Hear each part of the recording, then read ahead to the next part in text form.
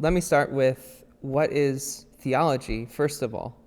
And theology, it's a simple word. It comes from two parts. The first word meaning God, theo, and logi comes from the Greek word logos, meaning knowledge or a word. So it's our knowledge of God. And because God is infinite, eternal, he is transcendent over his creation, and we are finite creatures, the only way that we can have an accurate knowledge of God is to depend on what God himself has revealed to us.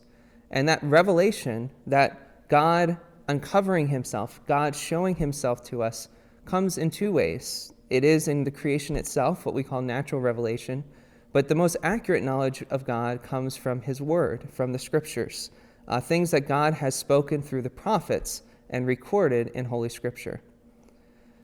The word reformed goes back to the time of the Reformation. Martin Luther, John Calvin, great figures from a time in church history when it was becoming clear to church leaders that so much of what the church was teaching about God was not based on what God himself had said in the scriptures, but various human traditions had crept in.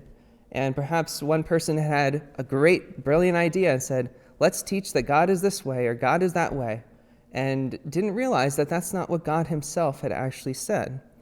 And so the Reformation was a time of returning to Scripture, particularly returning back to the original Greek and Hebrew in which the Scriptures were originally written, and then basing all of our teaching and understanding of God on what God himself has said in the Scripture.